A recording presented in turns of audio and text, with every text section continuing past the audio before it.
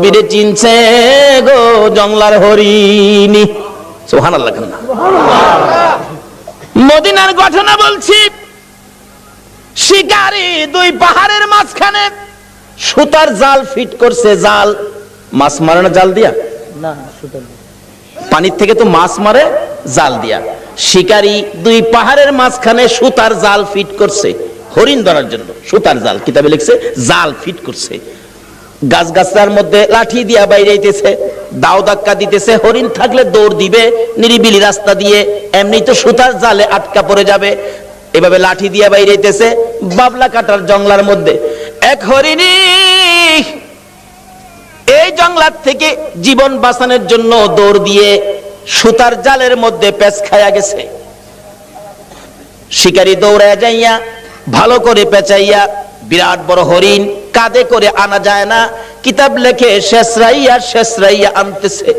হরিণী তার বাসায় কান্দে আর ডাকে, শিকারী রে তোর পায়ে দড়ি রে শিকারী, আমারে ছাইরা দে, আমার ছোট্ট দুইটা বাচ্চা অনাহারে মারা যায়।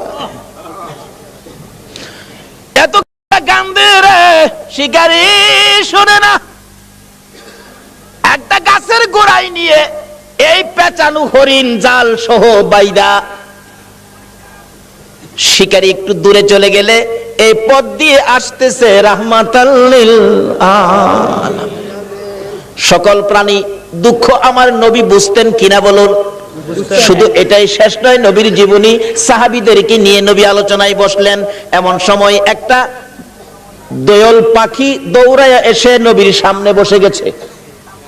সাহাবীরা কে, হুজুর দোয়েল পাখি মানুষের কাছে, পাখি তো মানুষ দেখলে পালায়। রাসূল বলেন তার মনে কোনো দুঃখ আছে, তোমরা চুপ থাকো। একটু পরে আরেকটা বাজ পাখি পাশে বসে গেছে। হুজুর একটা বাজ পাখি আইছে, তারও কোনো দুঃখ আছে, তোমরা বসো। রাসূল জিগায়, দোয়েল পাখি কি দুঃখ তোমার? দোয়েল পাখিটা কাতর সুরে বলতেছে, হুজুর এই বাজ পাখিটা আমার সারাদিন যাবত দৌড়াইতেছে, ধরতে পারলে আমার কলিজাটা খুইলা খাবে। আল্লাহর নবী গো, এই বাজ পাখিটা আমারে খাইবার জন্য দৌড়াইতেছে, হুজুর আমার এটা মনে বড় দুঃখ। কয় কি তোমারে খাওয়ার লেগে দৌড়াইতেছে? এই বাজ পাখি তুমি? হুজুর সন্ধ্যার সময় গাছের ডালে বইছি, পেটে খিদা, এই খিদা নিয়ে সারাদিন এটারে দৌড়াইতেছে, হুজুর দরতাল্লে আমি খাই আমার কলিজাটা ঠান্ডা করুম হুজুর। রাসূল দেখে সমস্যা কাউর চেয়ে কাউর কম না। আমার নবী ডাকতেছে, দোয়েল পাখি আয় আয়, তোরে খাইতে চাইতেছে, আয় দিগায়। হাতের মধ্যে নিয়ে নবীজি আদর করে বলে দিলেন, যাও যাও তুমি চলে যাও। দোয়েল পাখি চলে গেছে। বাজ পাখি কয় খাইছে, দোয়েল ছাইরা দিছে, আমারে সাইজ করব। নবীজি ডাকে, দোয়েল পাখি তুমি চলে গেছো? বাজ পাখি জি, আসো। হুজুর ছাইরা দেন, আমি খাইতাম না। জায়গা হুজুর আমি জীবন আর খাইতাম না, আমি ছাইরা দেন। নবী কয়, তোমার পেটে যখন খিদা তুমি আয়ো না, একটা কাইক সামনে দে, আবার দুই কাইক পিছে যাক। আর এইটা করতেছো কেন বেটা? আস না, সামনে আয় না। আরে বেটা আয়, সামনে আয়। হুজুর মাফ করে দেন, আমি খাইতাম না জায়গা হুজুর।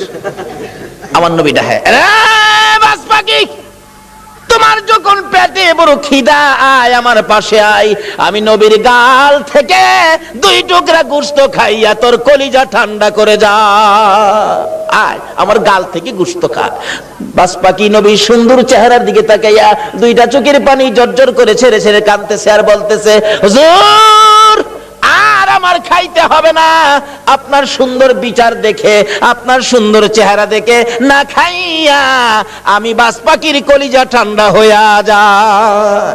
বলতেছিলাম সকল পশু পাখিরা পর্যন্ত আমার নবীর কাছে শান্তি পাইতো, সমস্যার সমাধান পাইতো, কিন্তু আমরা উম্মত হইয়া নবী দ্বারা সমস্যা সমাধান করতে পারলাম না। বলতেছিলাম হরিণী আমার নবীকে দেখে দুইটা চোখের পানি ছেড়ে ছেড়ে কান্দে। মাবুদ মনের দুঃখ কার কাছে কমুখ? তোমার বন্ধু আইসা গেছে, আমার জবানটা খুলে দাও না, তোমার বন্ধুর সাথে কথা বলি। আমার আল্লাহ বলেন, হরিণী রে আমার বন্ধুর সাথে কথা বলার জন্য জবান চাইছস, যা আমি আল্লাহ খুলে দিলাম। সুবহানাল্লাহ। হরিণের কথা পর্যন্তই আমার আল্লাহ শুনে বন্ধুর পক্ষে যদি যায়, আমরা যদি নবীর পক্ষে থাকি, বলুন আমাদের কথা আল্লাহ শুনবে কিনা? ডাকতেছে, হরিণী আয়, কি দুঃখ তোর? কয় জালের ভিতরে হুজুর আমার দুইটা বাচ্চা, হুজুর সবে মাত্র প্রসব করেছি, পেটের খিদায় ঘাস পানি খাইতে আসছি, আমার শিকারী জাল দিয়ে দৌড়ে ফেলাইছে। হুজুর আমার তো বাচ্চা দুইটা না খায়া মারা যাবে হুজুর, মনে হয় আদা মরা হয়ে গেছে। হুজুর আমার যদি দয়া করে একটু সময়ের জন্য ছেড়ে দিতেন, আমি বাচ্চা দুইটারে দুধ খাওয়াইয়া আমি আবার চলে আসব। হুজুর দিবেন কি? রাসূল বলেন ঠিক আছে। নবীজি জালের পেঁচ খুইলা জালটা নিজের হাতে লইয়া এবার হরিণ দিছে ছাইরা। হরিণ তো দৌড়ায় যাইতেছে আর শিকারী এদিক দিয়ে আইসা পড়ছে। আইসা জিগায় আমার হরিণ কই? হরিণ ছাইরা দিছি। আরে কোন কি আমি হরিণ ধরলাম ছাইরা দিলেন আপনি? কবাটা চিন্তা করিস না, হরিণ কিছুক্ষণের মধ্যে ফিরে আইব। শিকারী হাসে, কি আশ্চর্য, ধরতে পাই না হরিণ আবার ছাড়লে ফিরে আইব, এটা কথা কইলেন? আচ্ছা আপনাদের ধারণা কি যেই নবী হরিণ ছাড়ছে হরিণ আইব কিনা? কেন আমরা না চিনলেও হরিণ এই নবীরে শিকারী আশ্চর্য হই আমার নবীরে দমক দিতেছে। আমার নবী বলেন শিকারীরে দমক দিস না রে, যতক্ষণ পর্যন্ত তোর হরিণ না আসবে আমি নবী এই গাছতলা ছাড়বো না। চিন্তা করিস না। হরিণী দৌড়ে যাইয়া বাচ্চাদের সামনে হাজির, চোখের পানি ছাড়তেছে। বাচ্চারা জিজ্ঞেস করে মা এইভাবে কান্দো কেন গো মা? হরিণ কোনো কথাই কয় না, খালি কান্দে। বাচ্চারা বলেন মা কেন কান্দো? অবশেষে হরিণ বলতেছে বাচ্চারা রে শিকারীর হাতে বন্দী হয়ে গেছি রে বাচ্চারা, দুধ খাইবিনি খা, আমারে মা বলে ডাক দিবিনি ঢাক, জীবনের স্বাদ মিঠাইয়া দে মা কইয়া ডাক দিয়া দে, মারে জীবনের শেষ দেখা দেখা দে রে, দেরি করিস না, রাহমাতাল লিল আলামিনের হাতে রশি লাগাইছি তোদেরকে এক নজর দেখার জন্য, একটা টান দুধ খাওয়ানোর জন্য রাহমাতাল লিল আলামিনের হাতে রশি লাগাইছি, দেরি করিস না, দুধ খাইবি নি খা রে সন্তানেরা, মা কইয়া ডাকবি নি রে ডাক, আর জীবনে দেখা হবে না। বাচ্চা দুইটা একটার সাথে আরেকটা কি যেন কথা বলতেছেন, এ কথাই একজন আরেকজনকে বলে ও শোনো, এক ভাই আরেক ভাইকে বলতেছেন হরিণের বাচ্চারা, মা বলে আমার নবীর হাতে রশি লাগাইছে, এই বেয়াদবি মা করেছে, জীবন দিব রে মার দুধ খাইবো না। আল্লাহু আকবার। বাচ্চা হরিণ হইয়া নবী চিনে, উম্মত হইয়া নবী চিনলাম না। নবীর যারা চিনেছে, নবীর পক্ষে যারা গিয়েছে, বলুন তাদের সমস্যা আছে না দূর হইয়া গেছে? দূর হয়েছে। কিভাবে দূর হয়েছে বাস্তবে আসুন। ছোট্ট ছোট্ট বাচ্চা সবে মাত্র দুনিয়ায় আসছে, একজন আরেকজনের কানে কানে কয় যে মা নবীর হাতে রশি লাগাইছে, এ মার দুধ আমরা খাইতাম না। দুইজন অভিমান করে বসে আছে, মার কাছে আসে না, কথাও কয় না, মা বারবার ডাকে সন্তানেরা রে আয় দুধ খায়া দে, চোখের পানি ছাড়ে আর ডাকে, বাচ্চারা অবশ্য জবাব দেয় মা এত হারামি মা তুমি, এত নিষ্ঠুর মা তুমি, আমাদেরকে দুধ খাওয়ানোর জন্য আমার নবীর হাতে বুঝে রশি লাগাইছো, তোমার মতো বেয়াদব মার দুধ আমরা খাইতাম না। মা যতক্ষণ পর্যন্ত নবীর কাছ থেকে বেয়াদবির ক্ষমা না আনবা ততক্ষণ পর্যন্ত আমরা তোমার দুধ খাইতাম না। কারণ তারা চিনে গো এই নবী না হইলে আমরা হইতাম না, কিন্তু আমরা উম্মত হইয়া নবী চিনলাম না। দয়ার নবী মায়ার নবী দাঁড়িয়ে আছে, শিকারী ধমক দিতেছে তাড়াতাড়ি আমার হরিণ আইনা দেন। এমনি সময় বাচ্চা দুইটা বলে মা চলো না আমরাও নবীর কাছে যাব, তোমার বেয়াদবির ক্ষমা আনবো। বাচ্চা দুইটার সঙ্গে করে হরিণ নিয়ে আসতেছে, কাছাকাছি আসার পর নবীরে ধমক দিতেছে, হরিণ দূর থেকে ডাক মারছে, আরে শিকারী তোর পায়ে ধরে আমার নবীরে ধমক দিস না রে, আমার নবীর ধমক আমি সইতে পারি না রে। আল্লাহু আকবার। আমার নবীর কষ্ট হরিণ হইয়া সইতে পারে না, আমরা উম্মত হইয়া কেমনে সইলাম গো। হরিণ ডাকতেছে শিকারী রে দমক দিস না রে, আমার নবীরে দমক দিস না, পিছনে চাইয়া দেখ আমি আইসা গেছি। শিকারী পিছনে চাইয়া দেখে হরিণ গিয়েছিল একটা, অহন দুইটা বাচ্চাও সাথে, মোট তিনটা দেখা যায়। হরিণ দেখে আর কিছু কয় না। বাচ্চা হরিণ দুইটা যখন নবীর সুন্দর চেহারা দেখা যায়, মায়ের আগে আগে বাচ্চা দুইটা যাইয়া আমার নবীর দুইটা পাও মুবারকে পড়ে গেছে। হুজুর হুজুর গো আমার মা বেয়াদবি করেছে হুজুর, আমরা দুইটা বাচ্চা আপনার পায়ে ধরি, আমার মার বেয়াদবির ক্ষমা দেন। যতক্ষণ পর্যন্ত আমার মার বেয়াদবির ক্ষমা না দিবেন গো আমরা জীবন যাবে এ মায়ের দুধ আমরা খাবো না। আমার নবী ডাকে শিকারী রে বল এবার হরিণ কোনটা নিবি, বড় হরিণটা নিবি না বাচ্চা দুইটা নিবি? না, যেই নবী হরিণ ছাড়লে হরিণ আসে সেই নবীরে নিবি। শিকারী একবার নবীর দিকে চায়, আবার হরিণের দিকে চায়, আবার বাচ্চাদের কাণ্ড কারখানা দেখে শিকারী একটা চিৎকার মাইরা ডাক মারছে, হুজুর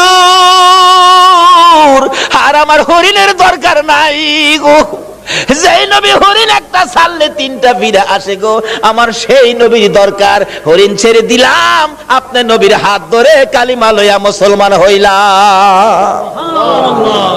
আজকে পশু পাখিরা পর্যন্ত আমাদের নবীকে দিয়ে বিপদ থেকে উদ্ধার হয়, কিন্তু আমরা পারতেছি না। বোঝা গেল আমরা নবীকে ভালোবাসতে শিখি নাই, আমরা এখনো নবীর পক্ষে যাইতে শিখি নাই। কিভাবে যাবেন আসুন আগে বাড়ি।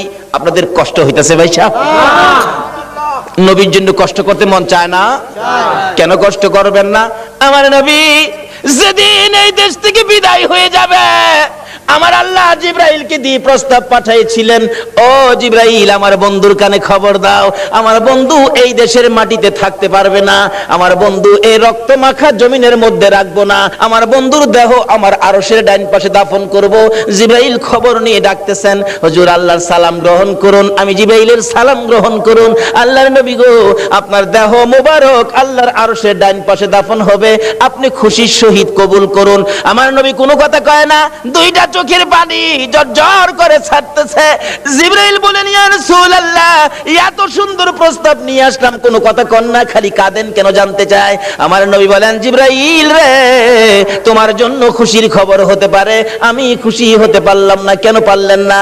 রে জিবরাইল আমার দাফন আল্লাহর আরশের ডান পাশে হবে, আমি জানতে চাই আমার গুনাহগার উম্মতের দাফন কই হবে রে? জিবরাইল বলেন, আপনার উম্মতের দাফন এই জমিনের মধ্যে হবে। আমার নবীর কান্না আরো বেড়ে গেছে। জিবরাইল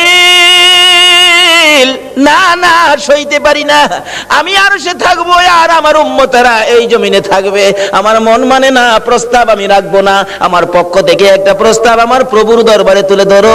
জিবরাইল রে আমার গুনাহগার এতিম উম্মতেরা যেই জমিনে থাকবে, আমি নবী আরশে যাব না রে, আমি আমার গুনাহগার উম্মতের পাশে সেই জমিনের মধ্যে শুয়ে থাকবো। আরে দয়ালো নবী প্রেমের ছবি আর আসবে না জগতে, আমার দয়ালো নবী প্রেমের ছবি আর আসবে না হাসর দিনে উম্মত বিনে, হাসর দিনে উম্মত বিনে যাবে না নবীজি বেহেশতে, দয়ালো নবী প্রেমের ছবি আর আসবে না জগতে, আমার দয়ালো নবী প্রেমের ছবি আর আসবে না। 63 সাল জিন্দেগি কাটছে বলে উম্মতি, 63 সাল জিন্দেগি কাটছে বলে এখনো কান্দে শুয়ে মদিনাতে নবী, এখনো কান্দে শুয়ে মদিনাতে, দয়ালো নবী প্রেমের ছবি আর আসবে না জগতে, আমার দয়ালো নবী প্রেমের ছবি আর আসবে না। বাবারা ভাইরা, এই নবীকে চিরানোর জন্য আল্লাহ যে কত কিসিমের সিস্টেম করেছে দেখছেন। নিজের নাম রাব্বুল আলামিন, বন্ধুর নাম রাহমাতাল লিল আলামিন, নিজের নাম লা ইলাহা ইল্লাল্লাহ, বন্ধুর নাম মুহাম্মাদুর রাসূলুল্লাহ, নিজের নামে 12 অক্ষর, বন্ধুর নামে 12 অক্ষর, নিজের নামে 12 অক্ষরে কোনো নক্তা নাই, বন্ধুর নামের 12 অক্ষরে কোনো নক্তা নাই। আল্লাহকে বন্ধু তোমার নামে 12 আমার নামে 12, রাইতে দিলাম 12 দিনে দিলাম 12, 24 ঘন্টা। বন্ধু গো তোমার আর আমার নাম একত্রিত করে কালিমাটা বানাইলাম। 24 ঘন্টায় যা গুনাহ করছে তোমার উম্মতেরা, 24 অক্ষরের কালিমাটা যদি একবার লাগায়া দেয়, আমি 24 ঘন্টার গুনাহ আমি মাফ করে দিব। এইভাবে সিস্টেম করে আমার আপনার নবীকে বুঝাইতে চায়। এটা আদম নবীকে না, ইব্রাহিম নবীকে না, মুসা নবীকে না, ঈসা নবীকে না, একমাত্র বুঝাইতে চাই নবী মুহাম্মদুর রাসূলুল্লাহ সাল্লাল্লাহু আলাইহি ওয়াসাল্লামকে। এই নবীকে চিনতে পারলে কোনো সমস্যা থাকবে না, সব দূর হয়ে যাবে। আসুন এই নবীকে চিনবেন কিভাবে, চিনাইতেছে। মক্কা নগর যেদিন বর্বর যুগ ছিল, মেয়ে হইলে জীবিত দাফন করত, জীবিত মাটি দিত। আমার নবী দুনিয়াতে আসার পর এই অবস্থা যখন চলতেছিল, নবীজির একজন সাহাবী যে নাম দাহিয়া কালবি, নিজের হাতে 70 থেকে 72টা কন্যাকে জীবিত দাফন করেছে। 72টা মেয়েকে জীবিত দাফন করেছে। ও মা বোনেরা, তোমাদের শান, তোমাদের মান, তোমাদের ইজ্জত বাড়িয়েছে নবী মুহাম্মদুর রাসূলুল্লাহ। তোমরা তো এই নবীর পক্ষে আসতে রাজি হও না। আসো আগে বাড়তেছি। বলতেছিলাম তোমাদের শান ও মান কিভাবে বাড়াইছে। দাহিয়া কালবি 72টা সন্তান, 72টা মেয়ে আশপরশী সহ দাফন করেছে জীবিত। এখন তার নিজের বাচ্চা হবে, বিবির পেটে বাচ্চা, ব্যবসার উদ্দেশ্যে বাহিরে যাবে। বিবিকে বলে গেছে, বিবি যদি ছেলে হয় রাইখা দিবি সোনার প্যাকেট করে, আর যদি মেয়ে হয় গলা টিপে মারবি, না হয়তো ছুরি দিয়া জব করবি। চলে গেছে, আল্লাহর কুদরত মেয়ে হয়েছে। মেয়েটা এত সুন্দর, একবারে বাপের চেহারা, সেই জন্য দরদি মা মেয়েটার নাম রাখছে জামিলা। জামিলা শব্দের অর্থই হলো সুন্দর। 1 বছর, 2 বছর, 3 বছর, 4 বছর বয়স হয়ে গেছে। দাহিয়া কালবি বাড়িতে আসছে। আসার পরে বলতেছে, মা তোমার আব্বু, যাও যাও তাড়াতাড়ি যাও। আব্বুর গলায় ধরছে, আব্বু আব্বু কোত্থেকে আইছো, আমার জন্য কি আনছো, মজা আনছো নি আব্বু? দাহিয়া কালবি জিগায়, বিবি কার? স্বামী গো তোমারই। একবার তোমার চেহারা আমি মারতে পারলাম না। ও মা বোনেরা, তোমরা জীবিত দাফন করতো, গলা টিপা মারতো, আর এই নবী আয়া তোমরার দাম কত বাড়াইছে। দাহিয়া কালবি বলেন, বিবি এ কি করলি, আমার গলায় কলঙ্কের হার পরাইলি। বিবি গো তোমার জামিলাকে গোসল করাইয়া দাও, ভালো কাপড় পরাইয়া দাও, তোমার জামিলাকে লইয়া আমি বেড়াইতে যাব। মা ভাবছে আমার জামিলার প্রতি বুঝি স্বামীর মায়া হয়ে গেছে, সন্তান হিসাবে বুঝি আর মারবে না, মায়া বুঝি হয়েছে। বাবা বাবা ডাক শুনে জামিলাকে গোসল করাইতে গেলে জামিলার মা বলেন, কেন জানি গো আমি জামিলার মাথায় পানি দিতে পারি না, আমার হাতে পানি উঠে না, আমি জামিলাকে গোসল করাইতে পারি না, আমার মন ভেঙে গেছে, আমি জামিলাকে কাপড় পরাইতে পারি না, আমার কলিজার মধ্যে দাও দাও করে আগুন জ্বলতেছে। বলুন, সন্তানের উপর যদি কোনো বিপদ আসে আগে খবর জানে কে? আর যদি কোন কে জানে? আজকে এই মা কি জিনিস, বাবা কি জিনিস আমরা চিনি না। বলতেছিলাম জামিলার মা কাপড় পরাই, চোখের পানি ছাড়ে। জামিলা জিজ্ঞেস করে, মা আমাকে কাপড় পরাও, তুমি কাঁদো কেন? জামিলার মা বলেন, রে সন্তান, আয় আমার আদুরের মেয়ে, আমি যে তোমার কাপড় পরাই, গোসল করাই, কেন জানি আমার কলিজার মধ্যে আগুন জ্বলতেছে। বুঝি না তোমার বাবা জানি কোন বেড়ানি বেড়া। সঙ্গী করে লিয়ে রওনা হলেন।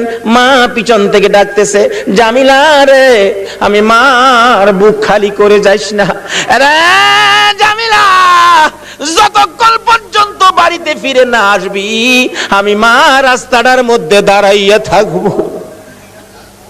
দুঃখিনী মা রাস্তায় দাঁড়িয়ে আছে। ও মা বোনেরা, তোমরা কেন এই নবীরে চিনো না? দাঁড়িয়ে আছে। একটু পর একটু সময় পার হয়ে যায়। জামিলাকে নিয়ে এক পাহাড়ের চিপায় চলে গেছে। দাহিয়া কালবি পাহাড়ের চিপায় যাইয়া জামিলাকে দাঁড় করাইয়া গর্ত করতেছে। গর্ত করতে করতে এই পরিমাণ গর্ত হয়ে যাওয়ার পর জামিলা জিগাই, বাবা গো এত কষ্ট করে গর্ত করতেছো কেন? তুমি না বেড়াইতে যাইবা? বাবা চলো না আমরা বেড়াইতে যাই। এই কথা বলতে দেরি নিষ্ঠুর পাষাণ দাহিয়া কালবি জামিলাকে ঘাড় ধরে গর্তের ভিতরে ফেলাইয়া বুকের উপর পাড়া দিয়া দাঁড়াইয়া বড় বড় পাথরগুলো বুকে মারতেছে। জামিলা এমন একটা চিৎকার মারে আল্লাহর আরশ পর্যন্ত কেঁপে ওঠে। আল্লাহু আকবার। জামিলা ডাকতেছে, বাবু কোন অপরাধে গো আমার বাবা আমারে মারে? আমারে মাইরো না, আমি মেয়ে হইয়া জন্মের পরে যদি তোমার কলঙ্ক হয়, বাবা গো আমারে মাইরো না, আমারে ছেড়ে দাও। আমি জামিলা এমন একটা দেশে চলে যাব যেখানে মানুষ দাহিয়া কালবি চিনে না। নিষ্ঠুর পাষাণ পিতা মানলো না, বুকের উপর পাড়া দিয়ে পাথরগুলি দিচ্ছে। একটু পরে পরে মেয়েটা ডাকে, বাবা গো আমারে মাইরো না। শেষ নিঃশ্বাসটা যখন বাহির হয়ে যায়, বালু দিলেন, পাথর দিলেন, পাথর ফাইটা বালু ফাইটা শব্দটা বাহির হয়, বাবা গো আমারে মাইরো না। শেষ নিঃশ্বাস ত্যাগ করে বিদায় হয়ে গেলে দাহিয়া কালবি বলেন, আমি যতদূর যাই আমার কানের মধ্যে আওয়াজ আসে, সন্তান আমারে ডাকতেছে, বাবা গো আমারে মাইরো না। মনটা মানতেছে না, কি করলাম, এত সুন্দর করে আমারে বাবা কইয়া ডাকতো। দৌড়া বিবির কাছে গিয়ে কাঁদতেছে, বিবি গো, ও বিবি আমার জামিলা কই গো বিবি। বিবি কান্দে, স্বামী আমার কলিজাটা কেন জানি ধাউ ধাউ করে আগুন জ্বলতেছে। বিবি গো আমি তো তোর জামিলারে জীবিত দাফন করে আসছি। বিবি কান্দে, স্বামী কি করলা? একটা দৌড় মারছে আমার নবীজির দরবারে, ইয়া রাসূলুল্লাহ আমি দাহিয়া কালবি অপরাধী আপনার কাছে আসছি। কি করেছো হুজুর? আমি 70 থেকে 72টা মেয়ে জীবিত কবর দিয়েছি, কিন্তু শেষ মেয়েটা আমার নিজের মেয়েটা ছিল, এত সুন্দর চেহারা ছিল হুজুর। আমার যখন বাবা কইয়া ডাকছে গো, এখন তো আমি ডাক আর বলতে পারি না হুজুর গো, এই অপরাধ কি আমি ক্ষমা পাবো? আমার নবী বলেন, দাহিয়া কালবি রে আয় আমার পাশে আয়, আমার হাতে হাতটা লাগাইয়া একবার কালিমা শরীফ পাঠ করে দে, আমি তোর পক্ষ থেকে আল্লাহর কাছে ক্ষমা চাবো, আমার আল্লাহ তোরে ক্ষমা করে দিব।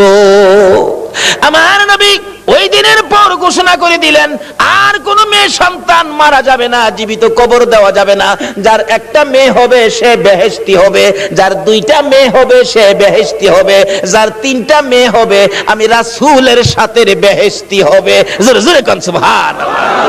বলুন মেয়ের দাম বাড়াইছে কিনা আমার নবী? এখন মহিলারা এই নবীর পক্ষে আসা দরকার আছে কিনা? ও মা বোনেরা, যদি আমার নবীর পক্ষে আসতে পারো, দেখো না পুরস্কার কি আর আল্লাহ জানে গো, তোমরাই আমার নবীর কদর জানো।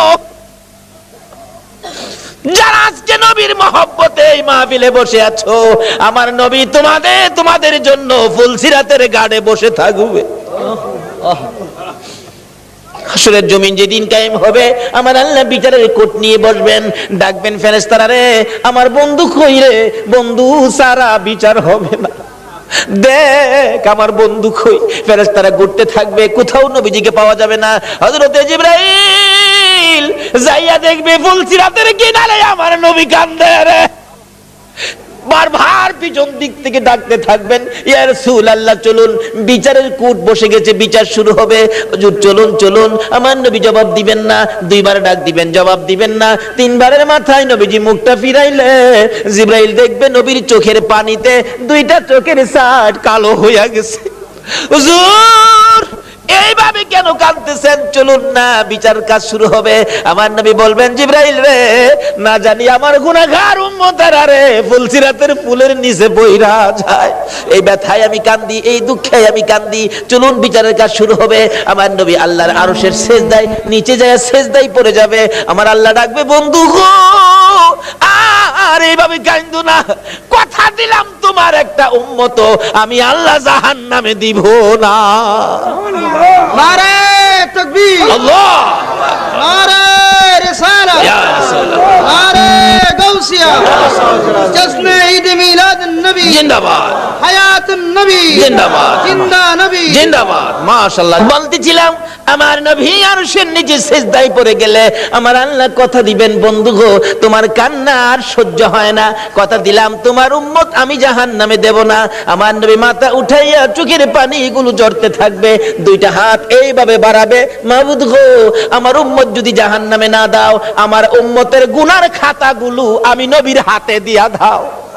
আমার আল্লাহ বলবেন, বন্ধু গুনার খাতা তোমার কাছে দিব কেন?